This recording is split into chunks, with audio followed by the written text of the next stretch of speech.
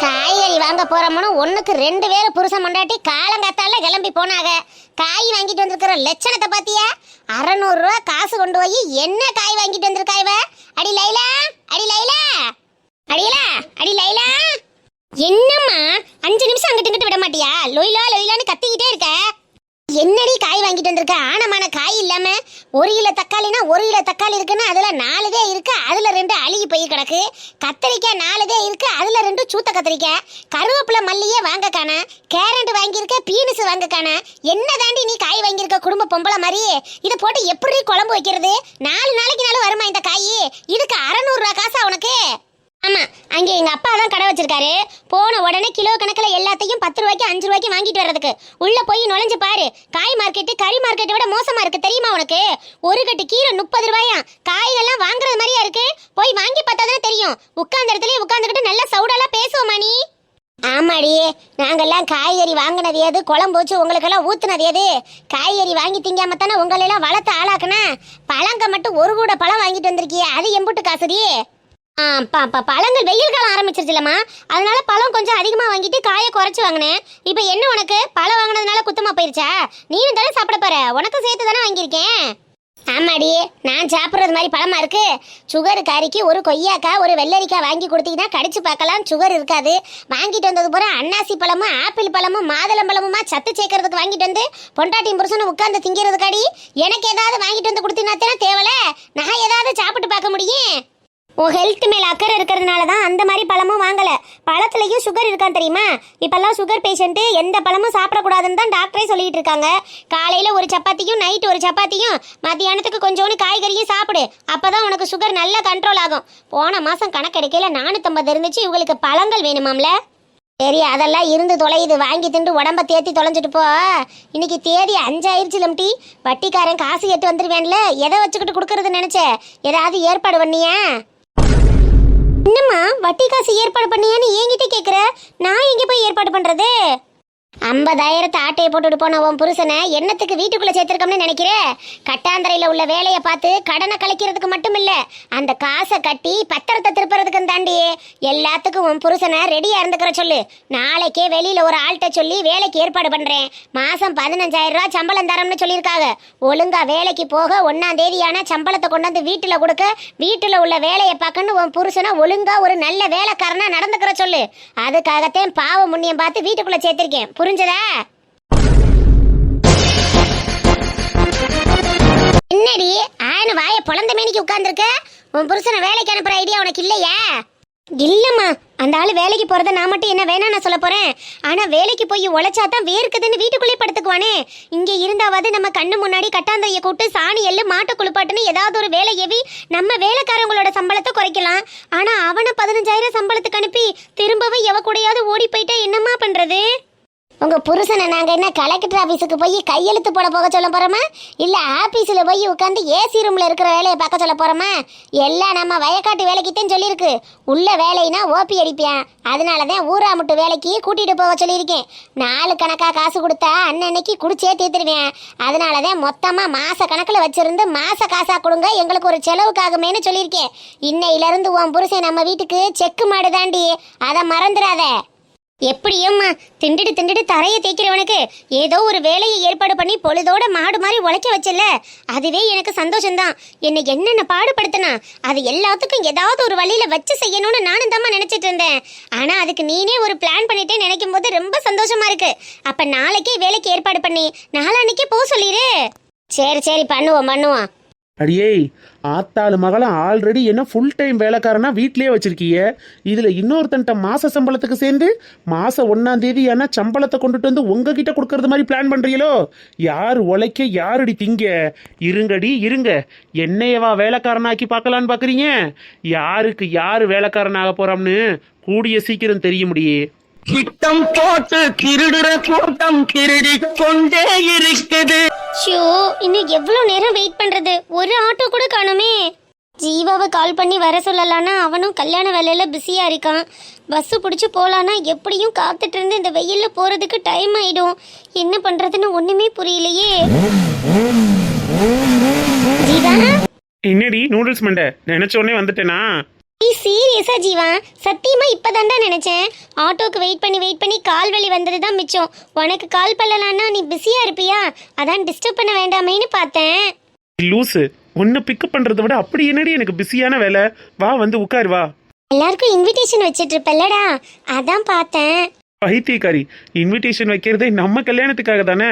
உன்னை வந்து பார்க்காம இன்விடேஷனுக்கு ஊரெல்லாம் வச்சு என்னடி பண்ண போறேன்? டேய் ஓவரா பில்டப் பண்ணாதடா. இந்த வழியா ஏதாவது வேலையா வந்திருப்ப.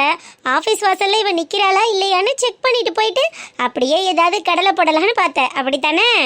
நீ சொன்னதுல பாதி உண்மையும் இருக்கு, பாதி பொய்யும் இருக்கு. ஏய், என்ன உண்மை என்ன பொய்? எல்லாத்தையும் கரெக்டா தானே சொன்னேன்.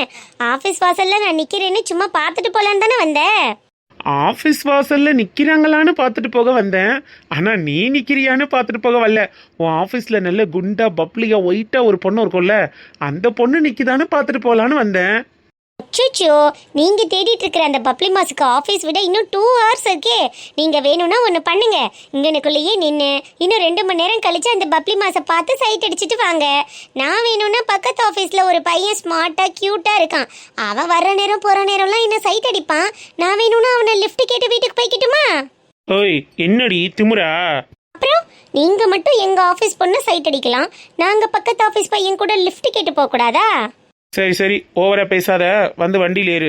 இல்ல, நீ ஏதோ யாரையோ பார்க்கணும்னு சொன்னியே ஜீவா. ஓவரா பண்ணாதடி, ஏதோ கிண்டல் பண்றதுக்காக சொன்னேன். அதுக்காக நீ உடனே அப்படி இப்படின்னு போற. வந்து உட்காரு வா. அது அந்த பயம் இருக்கணும் தம்பி. யாருக்கிட்ட அம்சாடா? ஏய் நூடுல்ஸ் மண்டை, அப்படியே ஒன்று வச்சேன்னு வையேன், ஆள் அரை அடி இருந்துக்கிட்டு என்ன பேச்சு உனக்கு? லிஃப்ட் கேட்டு போவீங்களோ நீங்கள்? லிஃப்ட்டு அப்படியே கண்ணத்தை பிடிச்சி தெருகுனேன்னு வையேன். வலிக்குதுடா எருமை, விடுறா. ஆபீஸ் வாசல்ல நின்று என்ன பண்ணிட்டு இருக்க? அடியே, ஏன் பொண்டாட்டியே நான் என்ன வேணா பண்ணுவேன். யாரு கேப்பா? எங்க வந்து உன் ஆஃபீஸில் உள்ளவங்களை கேட்க சொல்லு பார்ப்போம். சரிங்க தர்சாமி, இன்னும் உங்களுக்கு உரிமையான பொண்டாட்டியாக 5 நாள் இருக்கு. அதுக்கப்புறம் நீங்க என்ன வேணா பண்ணுங்க, யாரும் கேட்க மாட்டாங்க. இப்ப ஏதாவது பண்ணீங்கன்னா கண்டிப்பா ஆபீஸ்ல உள்ளவங்க கிட்ட உதப்படுவேன். வண்டி ஏறா, டைம் ஆச்சு, வீட்டுக்கு கிளம்பணும். சரி வா, வந்து உட்காரு வா. ஒய், போலாமா? ஏதாவது ஹோட்டல் போலாமாடி? சாப்பிட்டுட்டு போலாம். எனக்கு பசிக்குதா? பசிச்சாதான் போகணுமா? ஏதாவது பேசிட்டு இருக்கலாம்ல. சரி வா போலாம். ஆளை பாரு. சரி வா.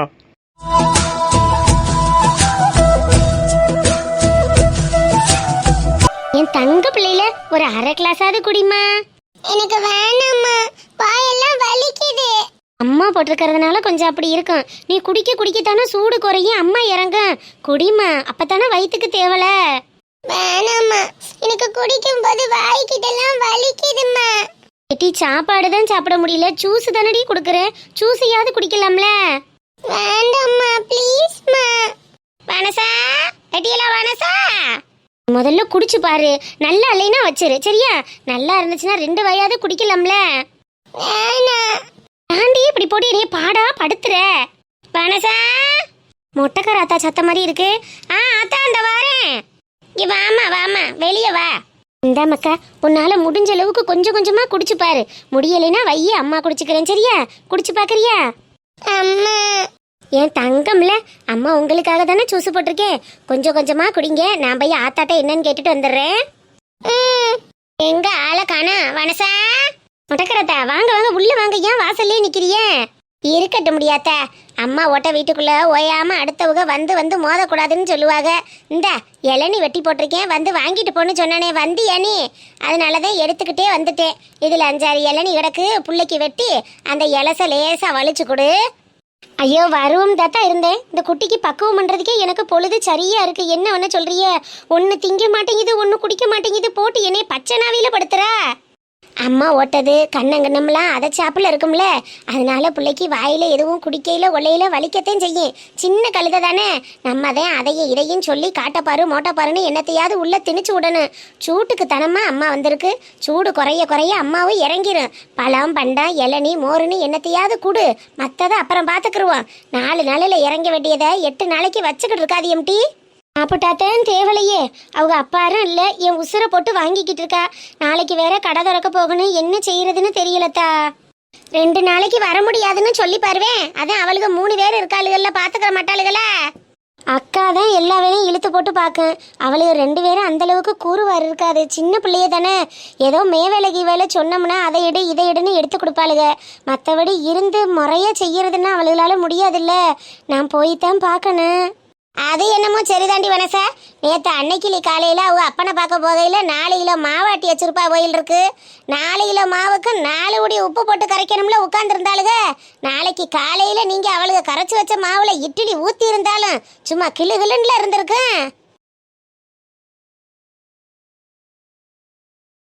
என்னத்தா சொல்றிய? 4 கிலோ மாவுக்கு 4 உடி உப்பா? ஐயோ, அந்த கொடுவனைய ஏன் கேட்குற? அவளுகளை நினைச்சு சிரிக்கிறதா அழுகிறதானே தெரியாமல இருக்கு. என்னத்தையோ அவளுகளும் 10 வருஷ பாட்டை ஓட்டிட்டாளுக கழுதையில. இந்த இளநிய கொண்டு வா. நீங்க மட்டும் போகலைன்னா நாளைக்கு கடை நிலைமை என்ன ஆயிருக்கு ஆத்தாடி. அதை நினைச்சு பார்க்கவே ஒரு மாதிரில இருக்கு. நடக்காம இருந்துச்சே நினைச்சு சந்தோஷப்பட்டுக்கிறங்கடியாத்தா. என்னத்தையும் அவளுகள்ட்ட ஒரு வேலையை சொல்லையில சொல்லி கொடுத்து பண்ண சொல்லுங்கடி. சின்ன கழுதையை தானே, அவளுகளுக்கு என்ன தெரியும்? ஒன்றும் கூறுவார் இல்லாம திரியிறாளுக. கட்டி கொடுத்தா ஆளுக்கு ஒரு பிள்ளைய பத்தம்னு உட்கார்ந்துருந்தா கதைக்கு ஆயிருமா? யாத்தா கேட்குறிய? கடைக்கு வந்தாலும் இப்படித்தான் குத்தடிப்பாளுக. சட்டியை தூக்கி பொட்டியில போட்டு பொட்டியை தூக்கி சட்டியில போட்டு என்னத்தையாவது ஒன்று பண்ணிக்கிட்டே இருக்கிறதே வேலை. ஆனால் இவளுக இல்லைனாலும் எங்களுக்கு பொழுது போகாது, இவளுக இருந்தாலும் வேலை ஓடாது. என்ன பண்ணி தொலைகிறதுன்னு வேற வழியே இல்லாமல் வச்சிருக்கோம். ஐயோ ஐயோ, சரி நாளைக்கு கடைக்கு வரட்டும், 2 பேரையும் வச்சு செஞ்சு விடுவோம். சரிம்மா சரிம்மா, என்னமோ செய்யுங்க. அப்போ நான் போயிட்டு வரட்டா? பிள்ளைக்கு இளநியை வெட்டி கூட அயத்துறாத, என்ன வீணாக்கி போட்டுறாதம்டி. கொடுக்குறேன் முட்டக்கராத்தா, கொடுக்குறேன். அப்ப நான் வாரம்மா. சரிதா, போயிட்டு வாங்க. சொந்தம் ஒரு சொந்தம் இருக்குது பெத்ததா. நிம்மி, எனக்கு தூக்கமா வருதுடி, நீ வரியா? கொஞ்ச நேரம் இரு, இப்ப அப்பா சாப்பாடு வாங்கிட்டு வந்துருவாங்க. எனக்கு தூக்கம் வருதுடி, அதான் ஹார்லிக்ஸ் குடிச்சிட்டேன்ல, எனக்கு சாப்பாடு வேணாம். நீ நமக்காக தாண்டி அப்பா போயிருக்காங்க, வந்தோன்னு சாப்பிட்டுட்டு படி. இப்ப என்ன உனக்கு? ஏதாவது படிக்க வேண்டியது இருந்தா எடுத்து படிக்கலாம்ல, உனக்கு எக்ஸாம் வருதுல்ல. நான் எல்லாமே படிச்சு முடிச்சிட்டேன், எனக்கு தூக்கம் வருது. சரி, அப்ப நீ போய் தூங்கு, நான் அப்பா அம்மா வந்தோடனே எழுப்புறேன். நீனும் வாடி, எனக்கு பயமா இருக்கு. லூசு, எனக்கு நாளைக்கு பப்ளிக் எக்ஸாம் டி, வந்து படுக்க சொல்ற. நான் தூங்க எப்படியும் 2 மணி ஆகும். 2 மணி ஆகுமா? ஆமா, இன்னும் எனக்கு 2 லெசன் இருக்கு. அதெல்லாம் படிச்சு முடிச்சு அதுக்கப்புறம் நான் ரீகால் பண்ணிட்டு காலையில ஃப்ரெஷ்ஷா எந்திரிச்சாதானே எக்ஸாமுக்கு கிளியரா போக முடியும். காலையில உட்காந்து பரட்டி பார்த்துட்டு அறக்க பறக்க எக்ஸாம் ஹாலுக்குள்ள போகும்போது புக் எடுத்து வச்சுக்கிட்டு லபா துபான்னு கத்திட்டு போற பழக்கம்லாம் எனக்கு இல்லப்பா. எதா இருந்தாலும் நைட்டே முடிச்சுட்டு காலையில எந்திரிக்கிறது ஃப்ரெஷ்ஷா எந்திரிக்கணும். அப்ப நீ உட்காந்து விடிய விடிய படி, எனக்கு தூக்கம் வருது, நான் போறேன். சரி, அப்ப நீ உள்ள போய் தூங்கு போ. என்னமோ அவங்களுக்கு தான் பேச தெரியுங்கிறது மாதிரில பேசுறாங்க. எப்படி இருந்த எங்க அண்ணனையே மாத்தி எனக்கு எதிராக திருப்பி விட்டுட்டா மனசி. இம்பட்டு நாள் அவளையே நல்லவன்ல நினைச்சுக்கிட்டு இருந்தேன், இப்பதானே தெரியுது மனசுக்குள்ள உன்னை வச்சுக்கிட்டு வெளியில உன்னை நடிச்சுக்கிட்டுல தெரிஞ்சிருக்காளுங்க. அம்மா, நான் ஃபோன் பண்ணேன், நீ ஏமா எடுக்கல? ஏடி, வார உங்களுக்கு வர தெரியாதா? என்னத்துக்கு லொட்டு லொட்டு லொட்டு லொட்டுன்னு ஃபோன் அடிச்சுக்கிட்டே இருக்க? படிக்கிற வேலை இருக்குல்ல, உட்காந்து படிக்க வேண்டியதானே. அதை விட்டு பொழுதோட ஃபோன் நோண்டிக்கிட்டே இருந்தியாக்க? இல்லம்மா, நீ பஸ் ஏறிட்டியான்னு கேட்க தான் ஃபோன் பண்ணேன். வராம இன்னும் அங்கேயே வாட்டி இருக்க போறாங்க. பிறந்த வீடுன்னு போறதுக்கு வர்றதுக்கு இந்த விதி இல்லாம போச்சே. எல்லாம் வர்றவளும் போறவளும் இருக்கிற வரைக்கும் தானே போக முடியுது, வர முடியுது. அதுக்கப்புறம் பெத்த தாய் தகப்பன்னு எங்க நினைக்க முடியுது? என்னாச்சுமா? ஒண்ணு இல்லடியாத்தா, நீ படிக்கிற வேலையை பாரு. நாளைக்கு முழு பரிசை தானே, படிச்சிட்டியா இல்லையா?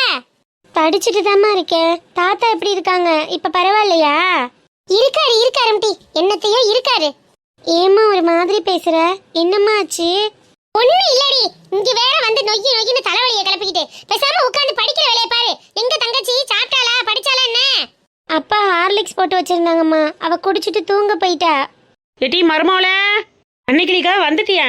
எப்படியும் காலையில தான் வருவேன்னு நினைச்சேன். அப்பா எப்படி இருக்காங்க, இப்ப பரவாயில்லையா? எடிடா, அப்பா இருக்கிறதெல்லாம் இருக்கட்டும், நான் என்ன யாரும் காலையில மாவாட்டி வச்சுட்டு போனேன், இன்னும் நீங்க கரைச்சு வைக்கலையா? இப்பதான் வாரி இல்லாட்டி மாவு கரைக்கிறதுக்கு. எடி, உங்கள்ட்ட ஒரு வேலையை கொடுத்துட்டு போய் எதை தாண்டி உருப்படியா செஞ்சிருக்கீங்க? ஏன்டி என்னைய போட்டு இப்படி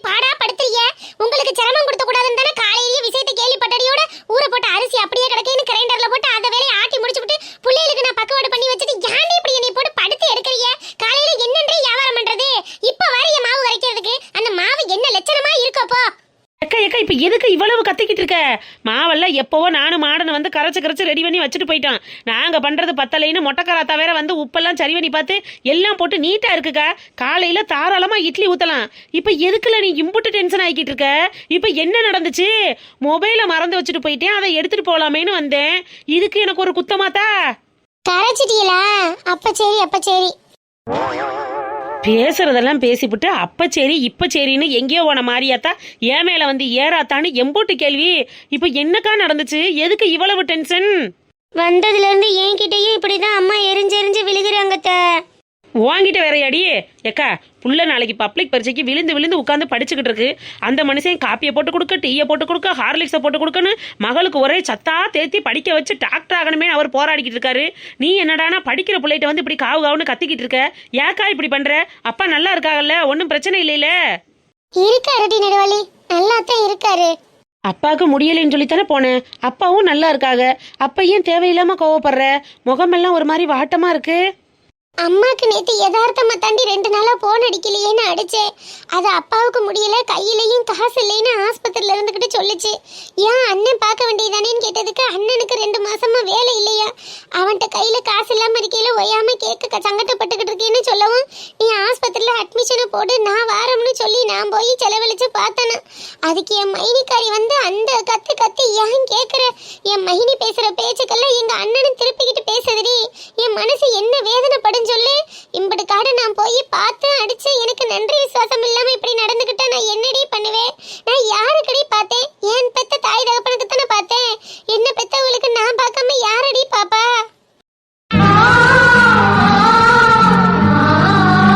சரி விடு, அவங்க கிட்ட கேட்காம நீ போய் செலவழிச்சியேன்னு கோவத்துல பேசியிருப்பாங்க.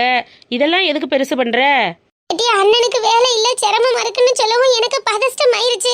அப்பா அங்க மயங்கி கிடக்காரு. நான் வீட்டுக்கு கூட்டிட்டு போயே ஆகுறோம்னு ஒத்த கால்ல நிக்குது. அப்பாவும் அதுக்கு சரின்றாங்க. நான் என்னடி பண்றது?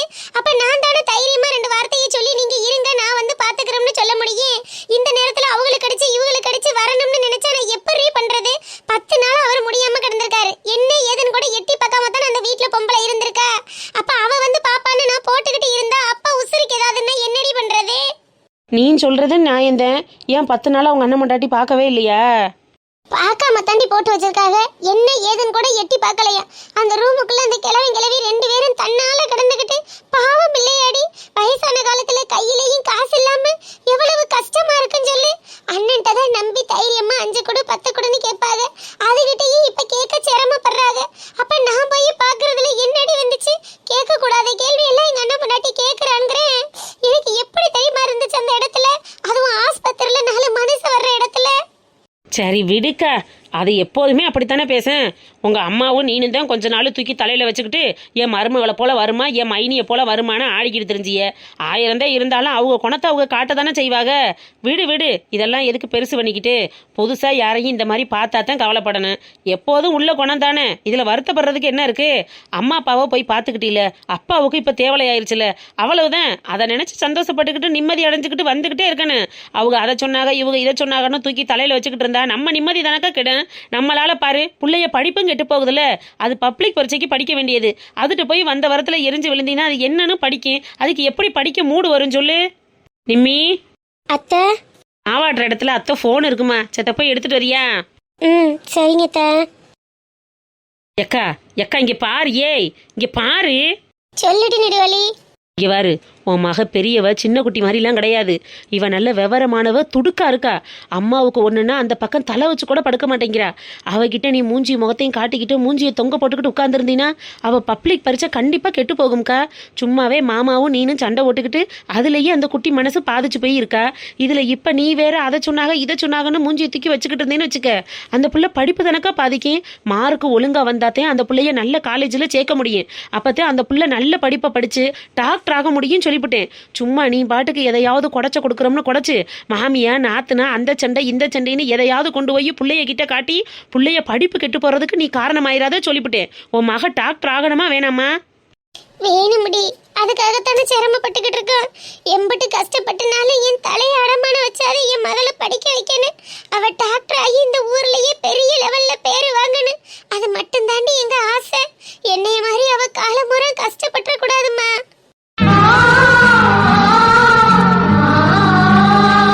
பட்ட கஷ்டத்தை உன் புள்ள படக்கூடாதுன்னு நினைக்கிறீல, உன்னைய மாதிரி உன் மக 10 பாத்திரம் தேய்த்து கஷ்டப்படக்கூடாதுன்னு நினைக்கிறீல, அப்பன்னா அவளை நல்லா படிக்க விடு. நீங்க குடும்பத்துக்குள்ள சண்டை ஓட்டு புள்ளைய படிப்பை கெடுக்க விட்டுக்கிட்டு இருக்காதியே. அவகிட்ட நல்ல மாதிரியா பேசி நல்லதை பிள்ளைதை செஞ்சு கொடுத்து பிள்ளைகளுக்கு 10-15 நாளைக்கு நல்ல தெம்ப ஊட்டி நல்ல மன நிம்மதியவும் சுற்றுச்சூழல் நல்லா இருக்கிறது மாதிரியும் அமைச்சு கொடுத்தாத்தே பிள்ளைகளோட படிப்பும் நல்லா இருக்கும், அதுக்கு எதிர்காலமும் நல்லா இருக்கும்.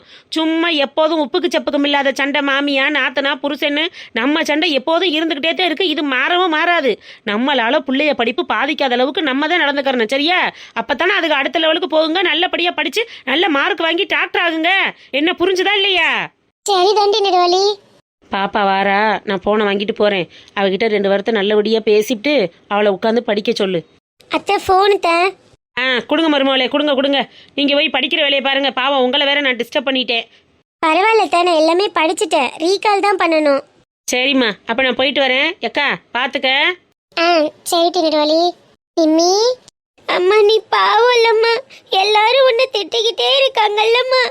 முன்னாடி எல்லாம் அப்பா தான் திட்டுச்சு, இப்ப கொஞ்ச நாள் அப்பா திட்டுனாங்க, இப்ப போன இடத்துல அத்தை திட்டி இருக்காங்க. நீ பாவம்மா, நீ யாருக்குமே நல்லது நினைக்காதம்மா. எல்லாரும் உன்னை திட்டிக்கிட்டே தானம்மா இருக்காங்க. அடியே, இந்த அம்மா எதுக்குடி பாவமாக போறேன்? நான் தான் தங்கம் போல 2 சிங்க குட்டியை பெற்றிருக்கனே. நீங்க படிச்சு வேலை பார்க்குற அழக பார்த்தேன், நீங்க அம்மாவா வச்சுக்கிறத பார்த்தேன். நான் பூரிச்சு பையில இருக்க போறேன். நான் ஏன் பாவமா போறேன்? அதெல்லாம் ஒண்ணும் இல்ல. குடும்பம்னு இருந்தா நாளும் பின்ன நல்லது கெட்டது நையா நட்டம்னு இருக்கத்தான் செய்யும். அடுத்தவங்க 1000 சொல்லத்தான் செய்வாங்க. அங்கிட்டு யாரு? நம்ம மாமா பொண்டாட்டி தானே, நம்ம அத்தை தானே. பேசுனா பேசிட்டு போறாங்க. அம்மாவை தானே பேசுனாங்க, அடுத்தவங்களையா பேசுனாங்க. அதெல்லாம் அம்மா பெருசா எடுத்துக்கலாமக்கா. நீ நல்லா படிக்கணும், சரியா?